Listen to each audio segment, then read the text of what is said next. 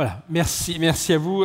Antoine, bienvenue avec nous, donc président du CNRS, président directeur général du CNRS. Alors, être un grand pays scientifique pour être un grand pays économique, voilà, c'est la question à laquelle on va essayer de répondre là, pendant ce quart d'heure qu'on va passer ensemble. Première question, alors, on verra, il y a un slide qui est très éloquent qu'on verra dans un instant, mais comment on peut dépeindre la situation de la recherche en France et puis plus globalement en Europe aujourd'hui? Mais on dit toujours que la recherche s'inscrit dans le temps long. Et donc la France et l'Europe ont été des grandes terres scientifiques et continuent à l'être. On a tous en tête les Pasteur, les Einstein et j'en passe.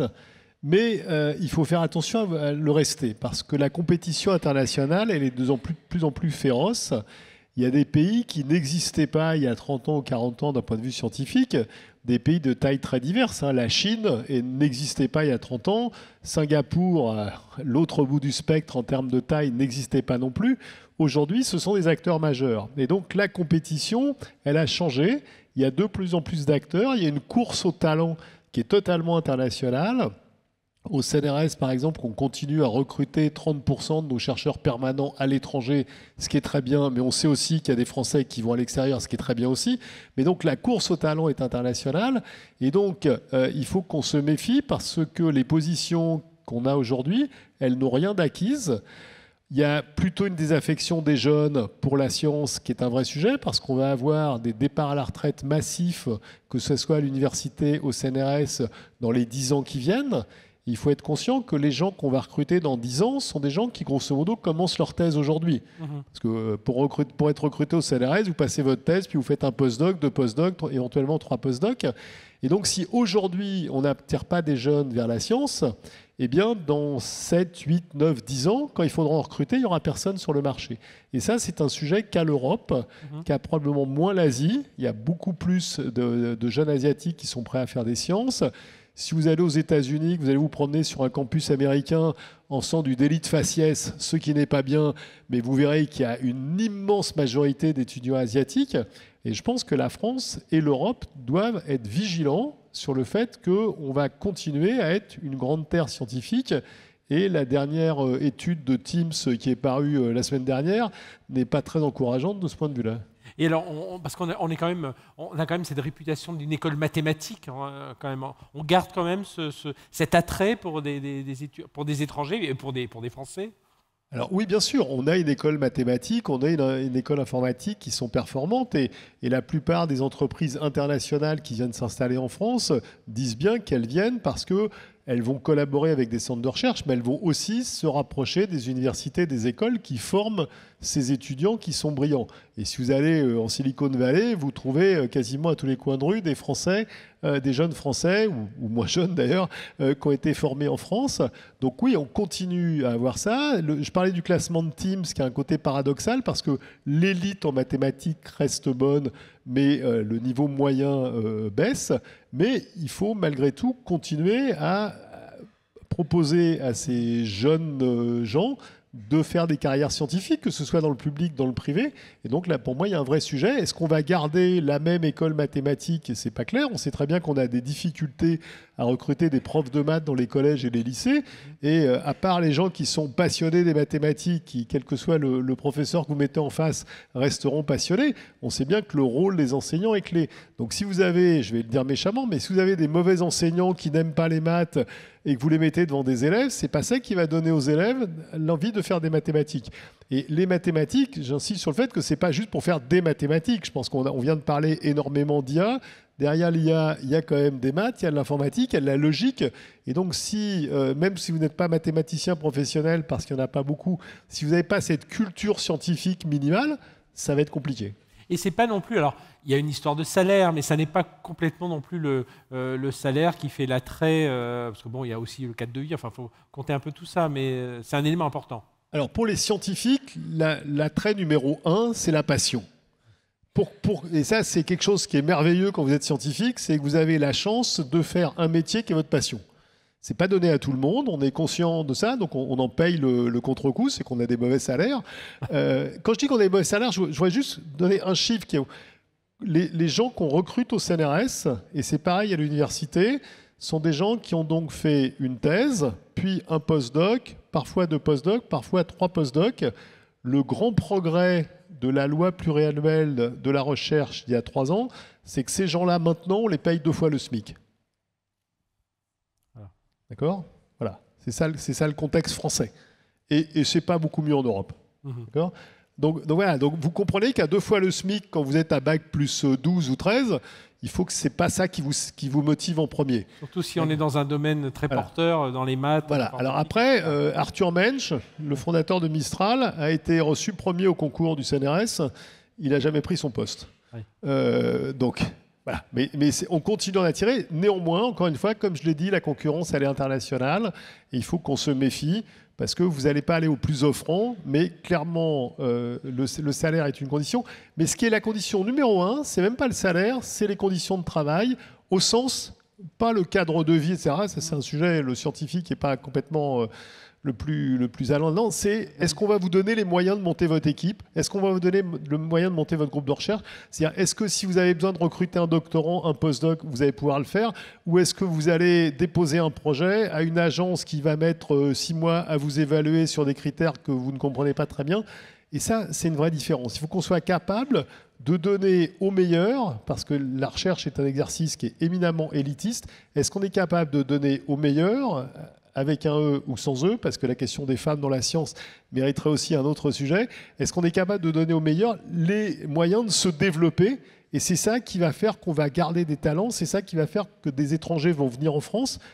Le CNRS ne brille pas par les salaires qu'il peut proposer. Par contre, il brille par quelque chose qui est exceptionnel pour un chercheur, c'est la liberté. C'est-à-dire que si vous êtes bon, je vais le dire de façon un peu brutale, et probablement qu'un certain nombre d'industriels vont dire ils sont fous, mais si vous êtes bon, vous pouvez faire ce que vous voulez. Mais c'est si vous êtes bon. D'accord ? Parce que la rupture de demain, ce n'est pas la continuité de ce qu'on fait aujourd'hui. Et donc, il faut qu'on ait des chercheurs, des chercheuses qui ont des idées saugrenues, mais qui vont aller jusqu'au bout de cette logique. Et pour ça, contrairement à ce qu'on peut penser, la recherche n'est pas un sport individuel. Vous avez besoin de collaborateurs, vous avez besoin de doctorants, vous avez besoin de postdocs. Donc, il faut vous aider à monter ce groupe. Alors justement, tu parlais des industriels. Alors on sait le CNRS, c'est plus de 300 laboratoires communs avec des grandes entreprises. Mais justement, comment elle évolue la recherche dans les entreprises? Est-ce que les entreprises investissent-elles suffisamment? Est-ce que ce lien entre le CNRS est parfois pas assez connu? Alors soit le CNRS va pas assez vers les entreprises, ou les entreprises ne viennent pas assez vers ou vers les instituts de recherche de façon générale. Alors, il faut reconnaître qu'en France, on a fait, soyons pour une fois positifs, on a fait d'énormes progrès sur les relations entre le monde académique et le monde industriel. Moi, quand j'ai commencé ma carrière, c'était il y a longtemps, soyez pas désagréables, on se regardait en chien de faïence. Aujourd'hui, c'est plus un sujet. Moi, quand j'ai pris mes fonctions au CNRS, j'ai créé un poste de directeur général délégué à l'innovation, qui s'ajoutait au directeur général délégué à la science, au directeur général délégué aux ressources. Ça s'est passé sans aucune difficulté. Je pense que très franchement, il y a 30 ans, mon prédécesseur a essayé de faire ça. Il finissait dans le goudron et les plumes. Ça s'est passé sans problème parce que tout le monde a évolué. C'est-à-dire que les chercheurs ou les chercheuses ont compris que une formule, c'est un problème industriel, c'est potentiellement une jolie question scientifique. Et c'est une jolie formule. D'accord ? Et inverse, donc les chercheurs ont compris que travailler avec les industriels, c'était en aucun cas vendre son âme au diable, c'était aller chercher des problèmes intéressants qui en plus vous permettront le samedi soir, quand vous discutez avec vos copains, d'expliquer vaguement ce que vous faites. Et puis inversement, les industriels ont compris ce qu'ils pouvaient venir chercher dans un organisme comme le CNRS. C'est-à-dire, si vous avez un problème à 6 mois, c'est pas nous. C'est pas nous, c'est pas notre concert de temps. Par contre, si vous avez un problème à 18, 3 mois, mais qui est une espèce de rêve, les paris qui sont évoqués tout à l'heure, ça c'est nous. Et on a effectivement aujourd'hui fait des progrès énormes. On a 300 labos avec des industriels. Et, pardon de te contredire, c'est pas qu'avec des grands groupes. C'est la moitié avec des grands groupes, la moitié avec des ETI, des PME, voire des TPE, qui sont sur des niches et qui veulent garder un avantage concurrentiel et qui, pour cela, ont développé des relations avec des partenaires industriels. Et les grands partenaires, les grands groupes, si je reviens aux grands groupes, alors le grand groupe, c'est les usual suspects, c'est Total Energy, c'est Safran, c'est Stellantis, c'est Thales. On n'a pas un labo commun avec eux, on en a une dizaine sur des sujets divers, avec la capacité qu'a le CNRS, comme on maille l'ensemble du territoire, de dire sur tel sujet, le bon labo académique, il est à tel endroit. Et pas forcément juste à côté de chez vous, c'est pas forcément un labo que vous connaissez. Et ça, cette capacité à faire du maillage est quelque chose qui est important. Et ça inclut aussi, par rapport à un certain nombre de sujets qui ont été abordés, y compris des labos communs en sciences humaines et sociales, puisqu'on a ça aussi au CNRS, pour des questions d'usage, essayer de compréhension de le management à l'heure du télétravail, le management à l'heure de l'IA, bien sûr. Donc c'est tout ça qu'on essaye de faire avec le secteur industriel. Non, c'est important ce que tu dis sur les petites entreprises, parce que je me souviens avoir participé à un événement avec le CNRS sur les labos communs, et il y avait justement des entreprises de 15-20 personnes sur des sujets très particuliers. Le titre de cette table ronde, c'est « Un pays scientifique pour être une grande économie ». Alors on a un chiffre, je pense qu'on va l'afficher, pour montrer un peu qu'est-ce qu'il faudrait faire pour valoriser encore davantage la recherche. Donc, je ne sais pas si le chiffre... Ouais, alors ça, c'est un tableau qui n'est pas issu de recherche extrêmement poussée du CNRS, mais qui est juste issu d'une recherche sur le web, donc vous pouvez tous aller vérifier.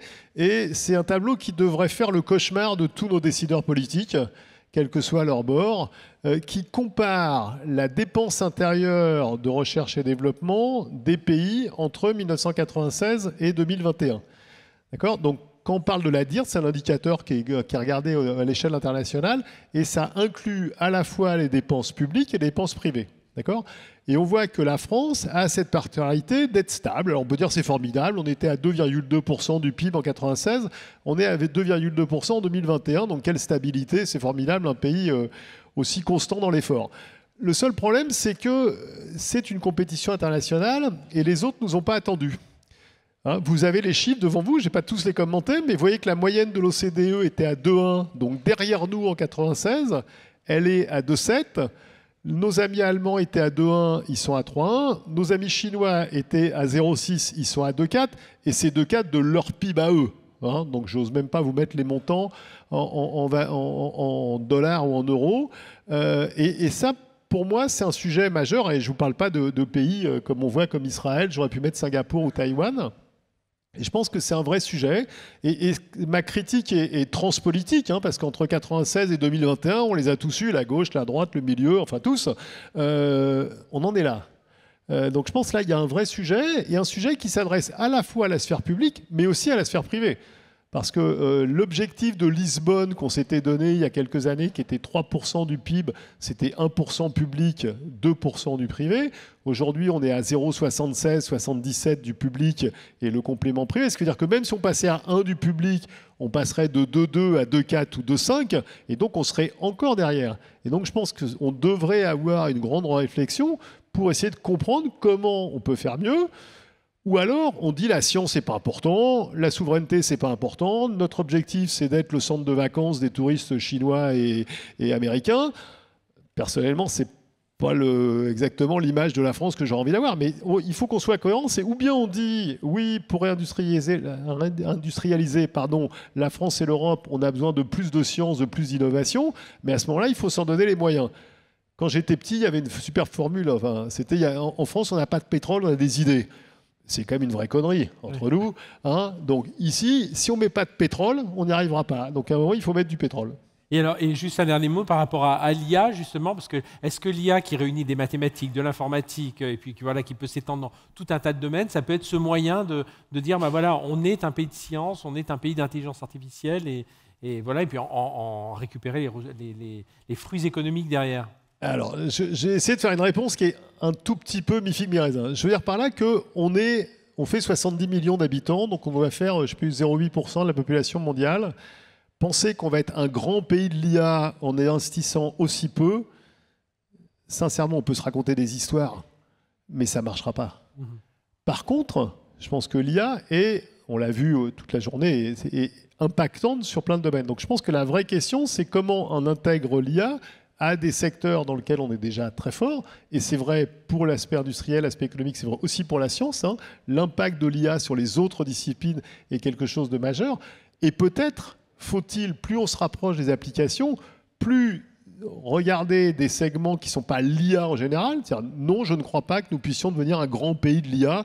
Nous ne sommes pas un grand pays de l'IA. Encore une fois, parce qu'on fait 0,8% de la population mondiale, et on investit moins que les autres. Par contre, qu'il y ait des niches, et des niches qui peuvent être un peu grandes, sur lesquelles on puisse avoir une valeur ajoutée, notamment en combinant l'IA et des secteurs dans lesquels la France ou l'Europe sont de pointe, ça certainement. Mais je pense qu'il faut qu'on se dise les choses. Oui, oui, parce que c'est vrai, je crois que dans le potentiel des grands cerveaux de l'IA, on a quand même beaucoup de Français. On parlait d'Arthur Mensch tout à l'heure, c'est vrai que là... Bien sûr, mais la question, c'est que les grands cerveaux ne suffisent pas. Oui. Je peux prendre un autre exemple qui est pas lié qui est le quantique. Aujourd'hui, toutes les startups qui comptent en quantique en France sont issues de labos du CNRS et de ses partenaires universitaires. C'est Candela, c'est Alice et Bob, c'est Pascal. Toutes, elles sont en face d'un même sujet. Je simplifie un tout petit peu, mais chacune d'entre elles, c'est comment je lève 100 millions d'euros. D'accord ? Et donc là, les cerveaux, ils sont en France. Mais l'argent, s'il est ailleurs, et que le choix pour ces startups, c'est où je lève de l'argent ailleurs, ou je n'en lève pas, alors elles feront un choix qui est évident et qu'on ferait aussi à leur place. Et donc avoir les cerveaux, c'est très bien, mais ça ne suffit pas. Bon, eh bien, on pourra renommer Euro for Tech for Citizen pour la prochaine session. Merci encore à Antoine Petit de nous avoir fait l'amitié d'être avec nous.